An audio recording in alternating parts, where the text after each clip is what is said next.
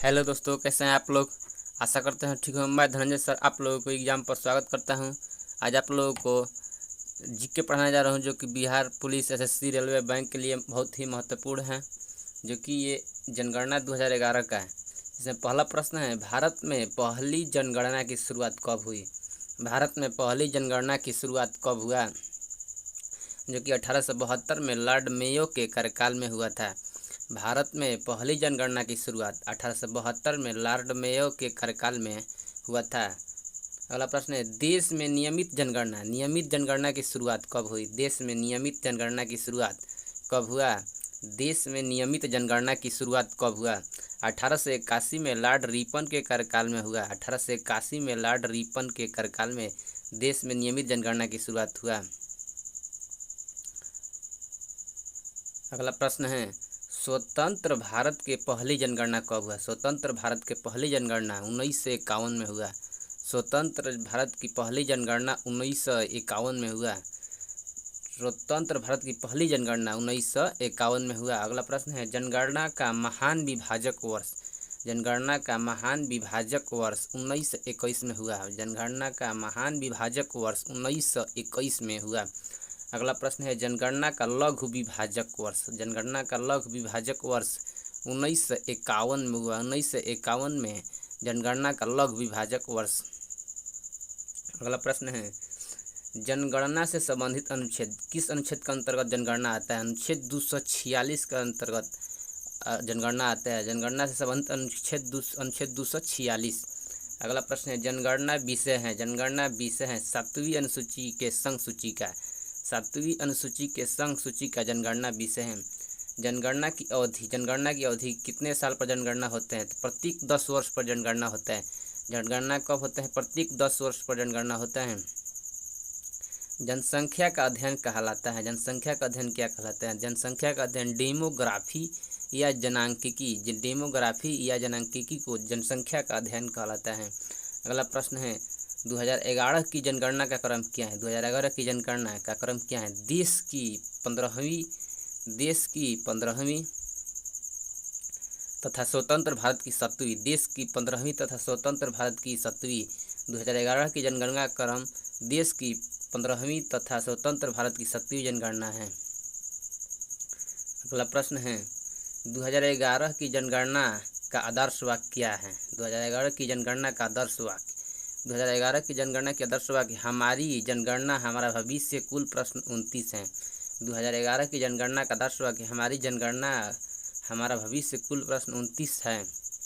जनगणना का शुभंकर कौन है। जनगणना का शुभारंभ किया प्रगणक शिक्षिका ने। प्रथम जनगणना कमिश्नर कौन थे। प्रथम जनगणना कमिश्नर डब्ल्यू फ्लाडेन थे। डब्ल्यू फ्लाडेन प्रथम जनगणना कमिश्नर है। अगला प्रश्न है, स्वतंत्र भारत के प्रथम जनगणना आयुक्त। स्वतंत्र भारत के प्रथम जनगणना आयुक्त कौन थे। स्वतंत्र भारत के प्रथम जनगणना आयुक्त R.A. गोपालास्वामी 1949 से 1953 में। 1949 से 1953 तक R.L. गोपालास्वामी 1949 से 53 तक। अगला प्रश्न है, 2011 के जनगणना आयुक्त कौन है। 2011 के जनगणना आयुक्त C. चंद्रमौली थे।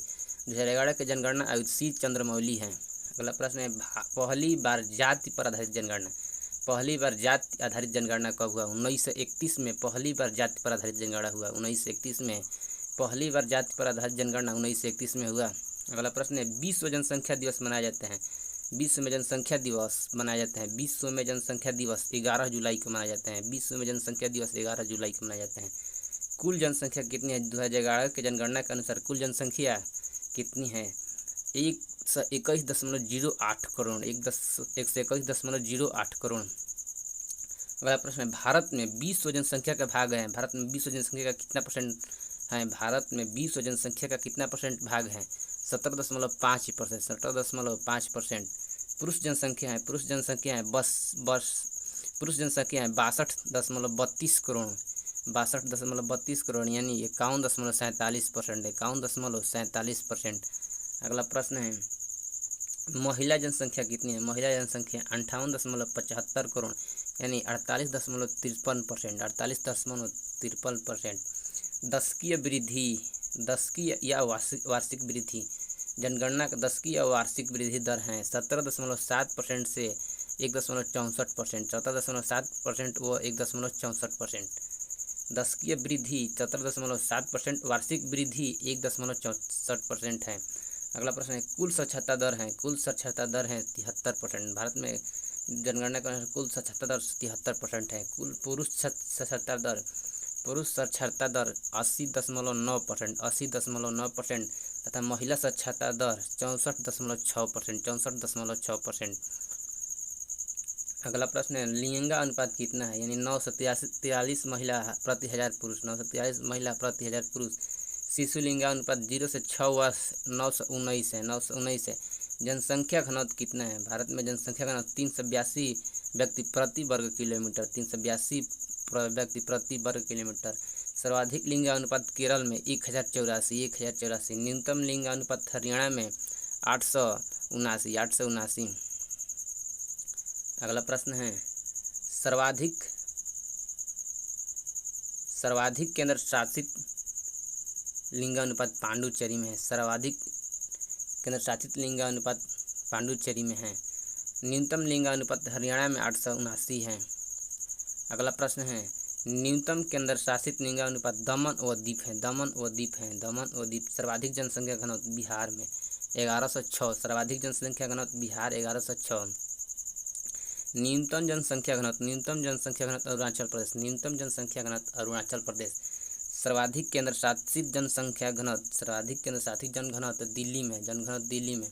न्यूनतम केंद्र शासित जनघनत्व अंडमान निकोबार। न्यूनतम केंद्र शासित जनघनत्व अंडमान निकोबार। अगला प्रश्न है सर्वाधिक जनसंख्या उत्तर प्रदेश में 19.98 करोड़, 19.98 करोड़। न्यूनतम जनसंख्या सिक्किम में 6.11 लाख, 6.11 लाख। सर्वाधिक केंद्र शासित जनसंख्या दिल्ली में है, दिल्ली में है। न्यूनतम केंद्र शासित जनसंख्या लक्षद्वीप में है। एकमात्र राज्य जहाँ जनसंख्या घटी है, एकमात्र राज्य जहाँ संख्या घटी है नागालैंड में, नागालैंड में। सर्वाधिक साक्षरता केरल में 94% है। सर्वाधिक साक्षरता केरल में 94% है। न्यूनतम साक्षरता बिहार में 61.8%, 61.8%। न्यूनतम महिला साक्षरता बिहार में 51.5%, 51.5%। न्यूनतम महिला साक्षरता बिहार में 51.5%। सर्वाधिक केंद्र शासित साक्षरता लक्षद्वीप में है। सर्वाधिक केंद्र शासित साक्षरता लक्षद्वीप में है।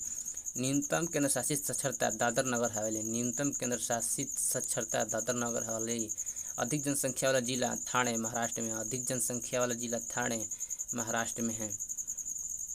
अगला प्रश्न है कम जनसंख्या वाला जिला दिबांग घाटी अरुणाचल प्रदेश। दिबांग घाटी अरुणाचल प्रदेश। कम जनसंख्या वाला जिला दिबांग घाटी अरुणाचल प्रदेश। अधिक जिलों वाला